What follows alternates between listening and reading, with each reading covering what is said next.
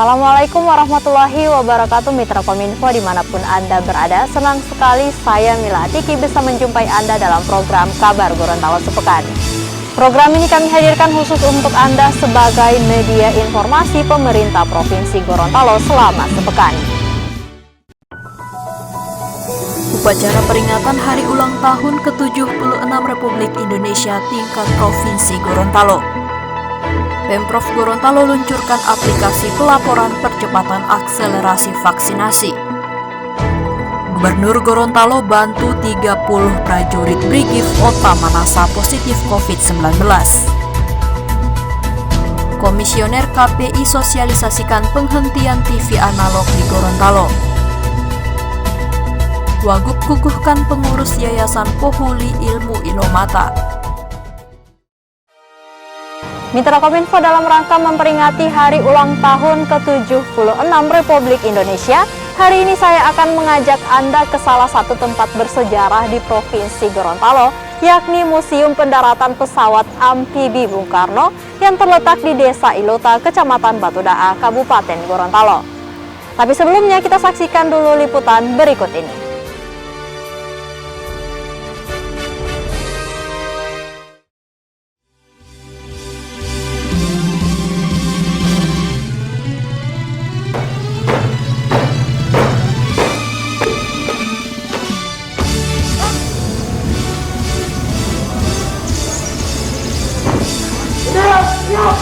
Kepada Sang Merah Putih.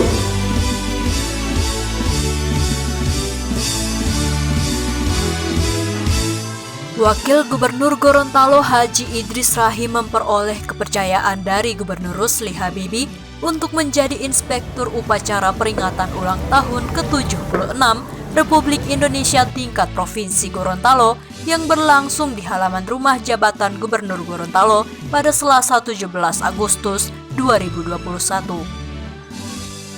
Tahun ini untuk kedua kalinya Wagub Idris menjadi Inspektur Upacara, sebelumnya pada Hari Ulang Tahun ke-72 Republik Indonesia tahun 2017. Peringatan Hari Ulang Tahun ke-76 Republik Indonesia menjadi Agustusan terakhir bagi Gubernur Rusli Habibie dan Wagub Idris Rahim.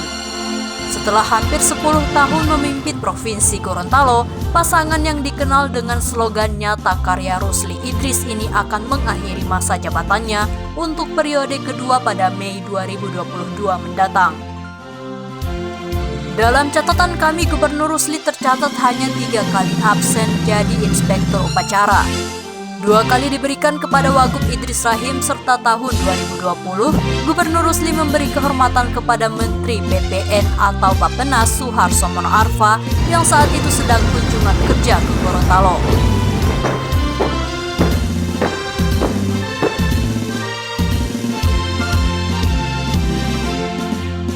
Upacara penurunan bendera yang selalu menjadi jatah Wagub juga 2 kali pernah diserahkan ke Sekretaris Daerah. Tahun 2017, Winarni Mono Arfa yang kala itu menjabat Sekda diberi kesempatan. Terakhir tahun 2021 dipercayakan kepada Sekda Darda Daraba. Pelaksanaan upacara Hari Ulang Tahun ke-76 Republik Indonesia tingkat Provinsi Gorontalo menerapkan protokol kesehatan yang ketat. Jumlah peserta dan tamu undangan yang hadir langsung di lokasi upacara dibatasi jumlahnya berdasarkan Surat Edaran Menteri Dalam Negeri Republik Indonesia nomor 0033/4297/SJ tanggal 10 Agustus 2021. Harga mati. Gorontalo unggul. Gorontalo unggul. Gorontalo unggul.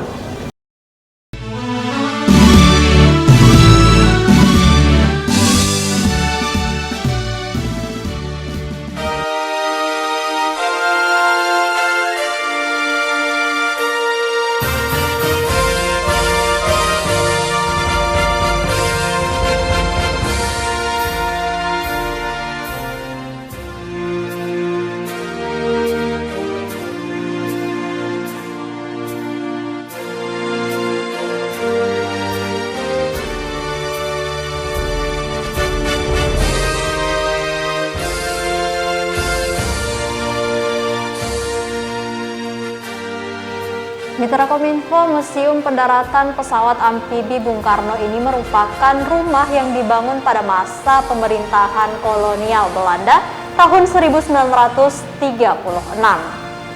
Di museum ini terdapat berbagai dokumentasi kedatangan Presiden pertama Republik Indonesia, Insinyur Soekarno, dan juga berbagai barang-barang kuno bersejarah. Selain itu, lokasi museum ini juga terletak tepat di tepian Danau Limboto yang menyajikan suasana yang indah dan sejuk.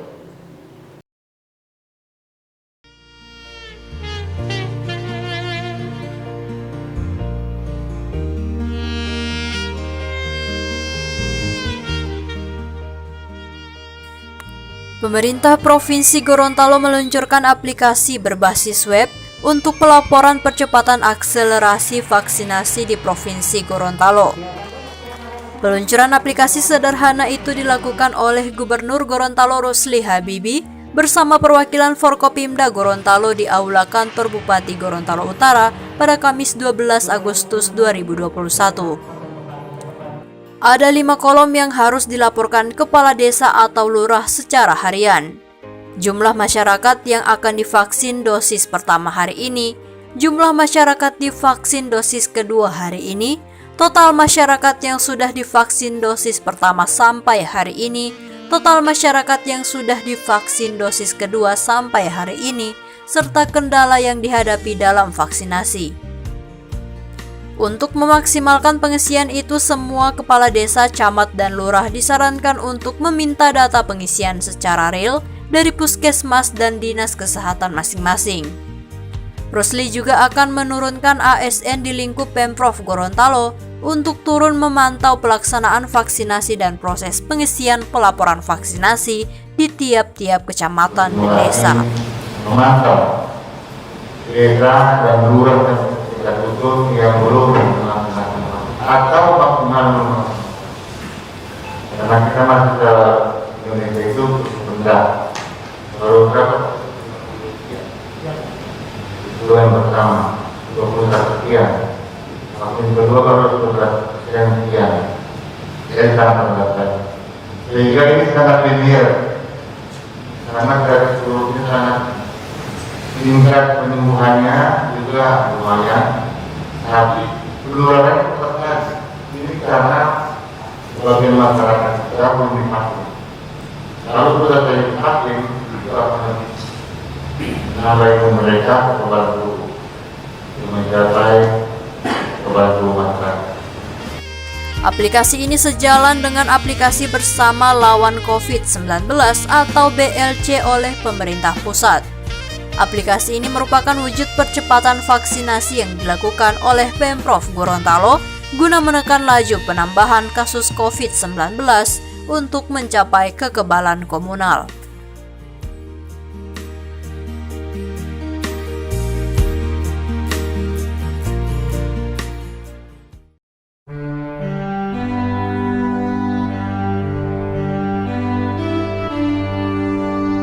Mitra Kominfo, peristiwa kedatangan Presiden pertama Republik Indonesia ini direkam lewat foto lama berukuran besar yang dipajang di bagian dalam museum ini, seperti yang Anda bisa lihat di belakang saya.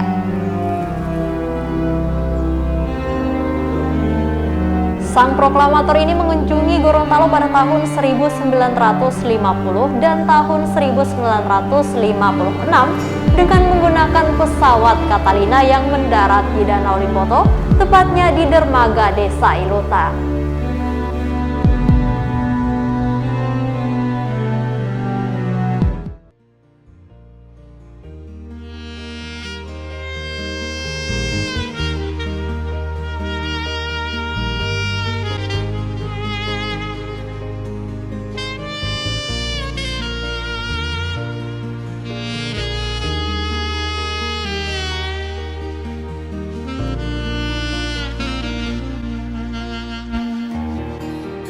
Gubernur Gorontalo Rusli Habibie menyerahkan bantuan bagi 30 prajurit Brigade Infanteri atau Brigif 22 Otamanasa di Kecamatan Anggrek, Kabupaten Gorontalo Utara pada Senin 9 Agustus 2021. Mereka saat ini sedang menjalani karantina terpusat di fasilitas milik Dinas Kesehatan Pemkab Garut yang tidak jauh dari lokasi Mako. Bantuan yang diserahkan berupa 150 rapid antigen, masker 20 kotak, vitamin C 96 kotak.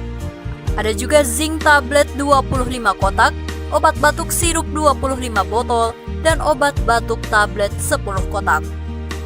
Mantan Bupati Gorontalo Utara itu berharap agar personil yang karantina segera pulih dan kembali ke kesatuannya. Rusli juga mengingatkan bahwa upaya melawan pandemi COVID-19 hanya bisa dilakukan secara bersama-sama dan kompak. Ia menyadari seorang gubernur tidak bisa berbuat apa-apa tanpa bantuan wali kota, bupati, Forkopimda hingga di tingkat kecamatan dan desa, termasuk kepatuhan dan kepedulian masyarakat. Jadi jangan cemas. Alhamdulillah kami bisa menyisihkan sedikit obat-obatan untuk Brigif dan Batalion. Itu rapid test antigen 150 kit, masker juga 20 box, vitamin C, zinc tablet, obat batuk sirup, obat batuk tablet.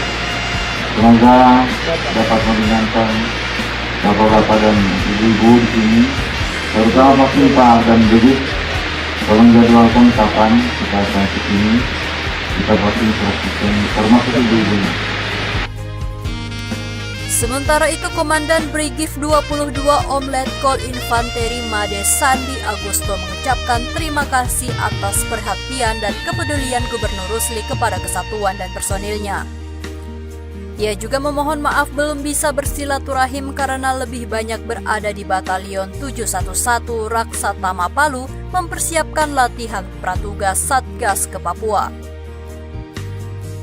Letkol Infanteri Made menjelaskan 30 prajuritnya yang terpapar COVID-19 terdiri dari 21 anggota Brigif 22 OM, 6 prajurit Batalion Infanteri 711 Raksatama Palu, dan 3 orang dari Batalion 715 Matuliato. Pihaknya terus memantau anggota yang saat ini sedang isolasi terpusat. Secara umum semuanya dalam kondisi sehat dan tidak bergejala. Hasil swab PCR sedang ditunggu untuk memastikan apakah 30 personel tersebut sudah bisa kembali ke kesatuan masing-masing. Gorontalo, NKRI, NKRI,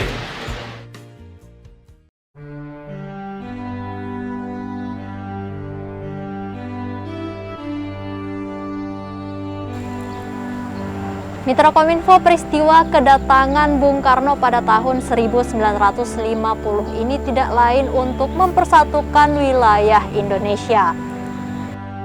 Hingga berlanjut pada kedatangan kedua tahun 1956 terkait tindak lanjut pendirian Negara Kesatuan Republik Indonesia. Museum ini didirikan untuk mengenang juang Soekarno dalam mempertahankan negara Republik Indonesia.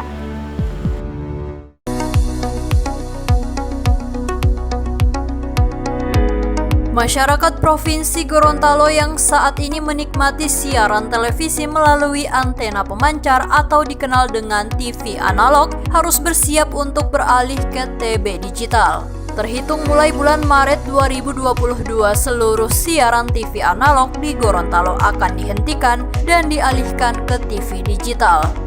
Reza menuturkan di Gorontalo saat ini ada 13 TV analog dengan 3 penyelenggara MUX yang telah tersedia, terdiri dari LPP TVRI dan 2 TV swasta.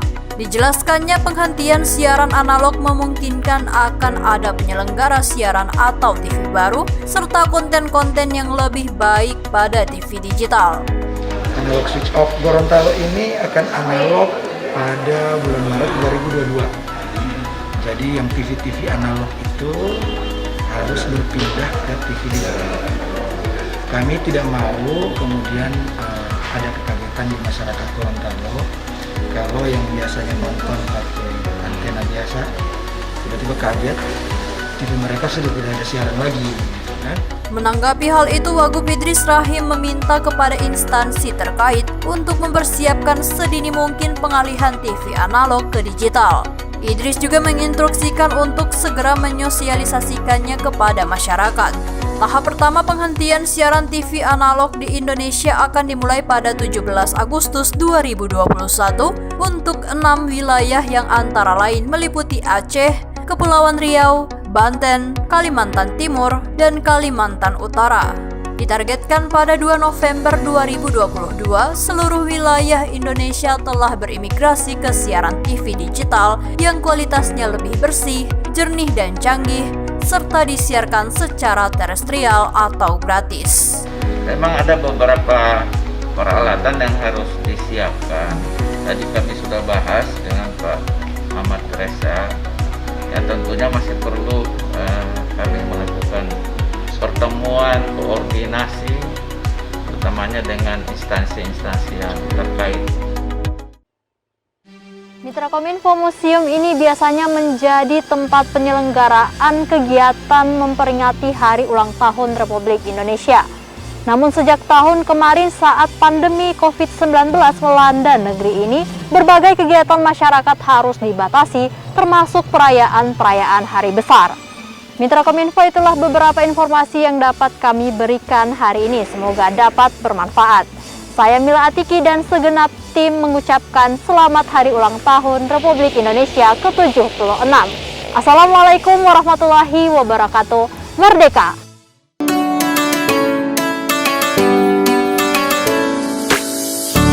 Wakil Gubernur Gorontalo Haji Idris Rahim mengukuhkan pengurus Yayasan Pohuli Ilmu atau YPI Ilomata di Desa Ulo Patoa, Kecamatan Telaga Biru, Kabupaten Gorontalo pada Sabtu 24 Juli 2021. Pengukuhan dirangkaikan dengan peresmian Lembaga Pendidikan YPI Ilomata yang dilaksanakan dengan menerapkan protokol kesehatan. YPI Ilomata merupakan organisasi yang bergerak di bidang pendidikan, sosial, dan keagamaan. Yayasan ini terbentuk berdasarkan surat keputusan Kementerian Hukum dan Hak Asasi Manusia nomor AHU 001493.AH.01.04 tahun 2021. Gorontalo ini 97% itu beragama Islam. Tetapi tentunya kita bertanya, apakah 97% itu hanya angka kuantitas? Tentunya bukan angka kualitas. Ini menjadi pekerjaan rumah dari Yayasan Pohuli Ilmu Ilomata ini, agar 97% itu benar-benar 97%. Artinya masyarakat di Gorontalo yang beragama Islam itu yang harusnya didorong kepada kegiatan-kegiatan amar ma'ruf nahi munkar. Wagub berharap YPI Ilomata mampu melahirkan kader-kader Islami yang akan menjadi pelopor di tengah masyarakat untuk menegakkan ajaran Islam dalam rangka menghadapi era disrupsi, yakni perubahan tatanan masyarakat dunia sebagai dampak dari kemajuan ilmu pengetahuan dan teknologi. Oleh karena itu, kepada jajaran pengurus YPI Ilomata, Idris berpesan untuk terus mengembangkan ilmu Ilomata, mengamalkannya dalam kehidupan sehari-hari, serta mampu mengubah akhlak menjadi lebih baik.